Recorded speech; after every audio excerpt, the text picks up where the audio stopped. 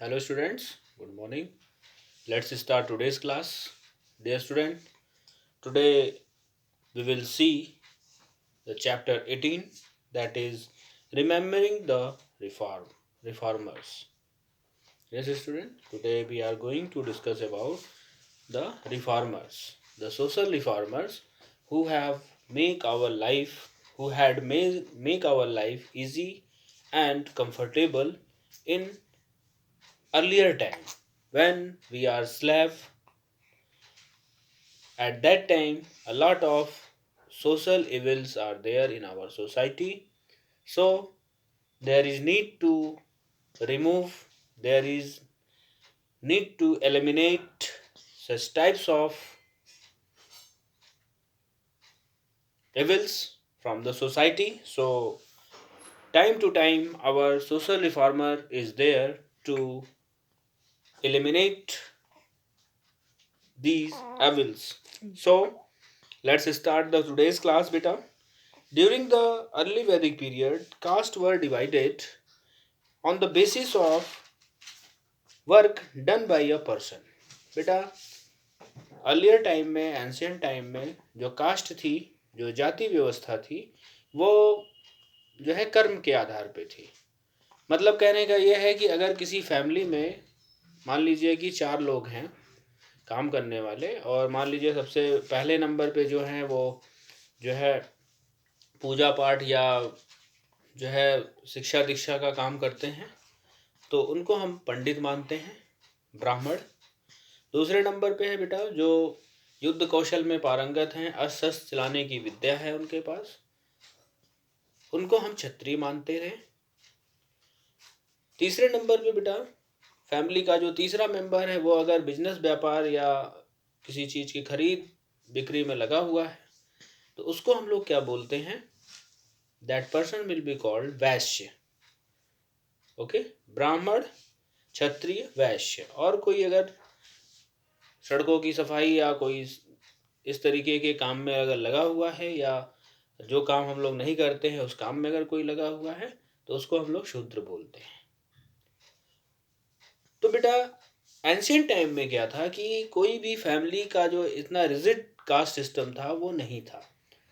Ancient time में जितने family के जितने मेंबर जो काम करते थे वो उस कास्ट के नाम से जाने जाते थे. लेकिन जैसे जैसे समय बीता, जो हमारा जो कास्ट सिस्टम था वो रिजिड हुआ, और ब्राह्मण के घर में जो बच्चा पैदा होगा वो ब्राह्मण कहलाएगा, क्षत्रिय के घर में जो बच्चा पैदा होगा वो क्षत्रिय कहलाएगा, वैश्य के घर में जो बच्चा पैदा होगा वो वैश्य कहलाएगा, और शूद्र के घर में जो बच्चा पैदा होगा वो शूद्र कहलाएगा.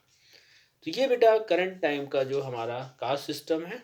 सो however, later caste system become very rigid. Earlier, women had right to move freely in society and marry according to their wish. मतलब बेटा अर्लियर women मतलब जो पहले के समय की जो औरतें थी, उनको had right to move freely in the society. समाज में घूमने की छूट थी. marry according to their wish, है ना, अपनी इच्छा के अनुसार जिससे चाहें वो शादी कर सकती हैं. But later they were restricted. लेकिन बाद में जब कास्ट सिस्टम जब रिजिड हुआ तो उनको रिस्ट्रिक्ट कर दिया गया, रोक दिया गया.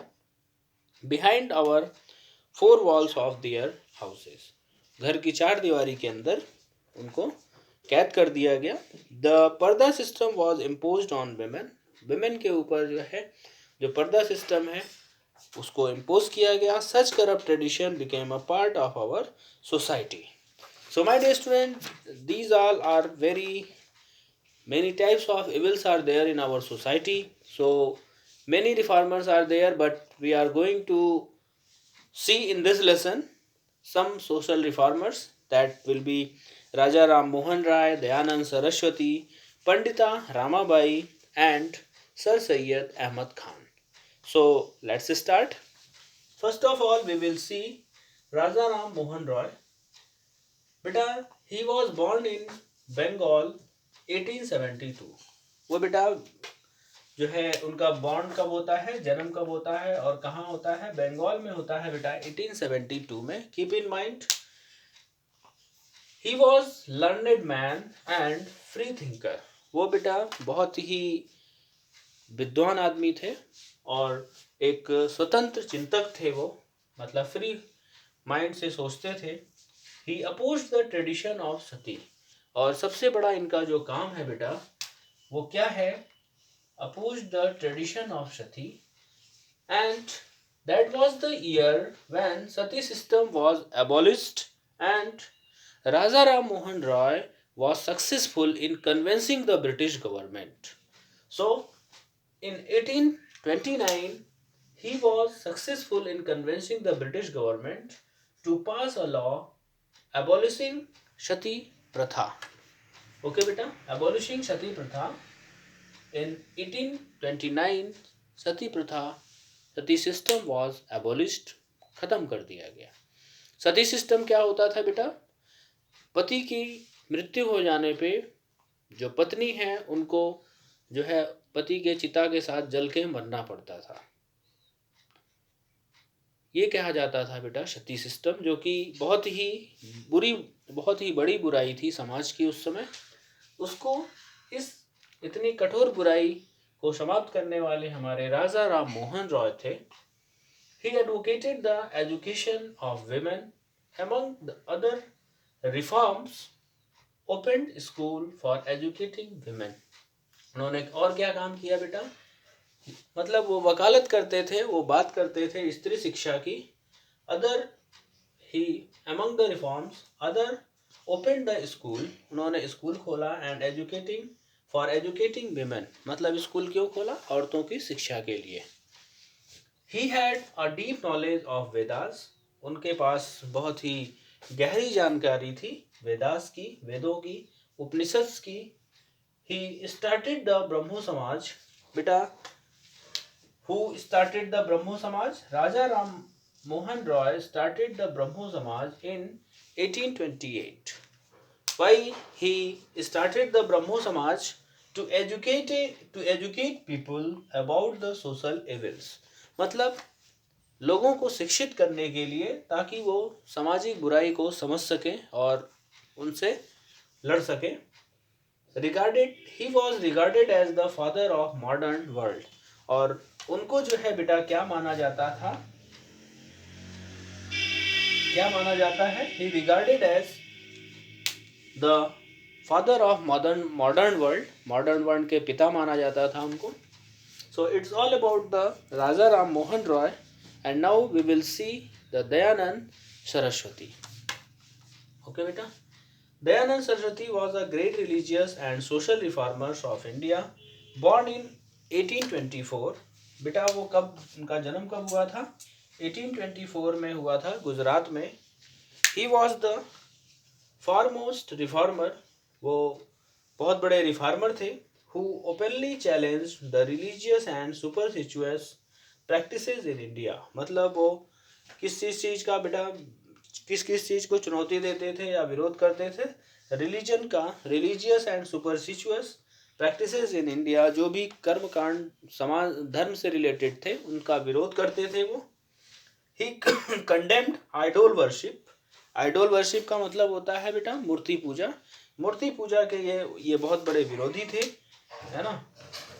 और एनिमल सेक्रीफाइस, मतलब जो पशुओं की बलि दी जाती है, आज भी बहुत जगह दी जाती है, पशुओं की जो बलि दी जाती है बेटा उसके खिलाफ थे। And founded the end other religious ritual, और बहुत सारे रिलीजियस रिचुअल थे जिनका ये विरोध करते थे।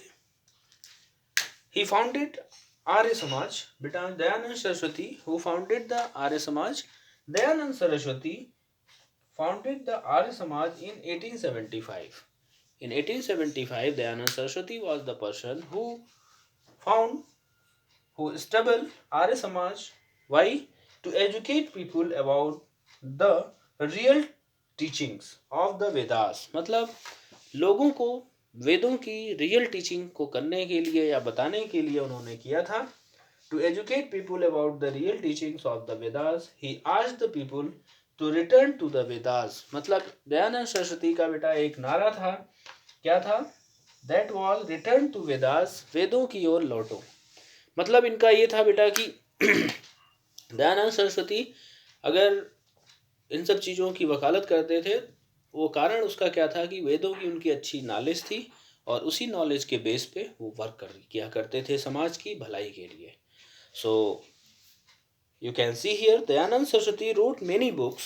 When we are going to talk about the books, many books are there wherein translated and interpreted the teachings of Vedas for benefit of common people.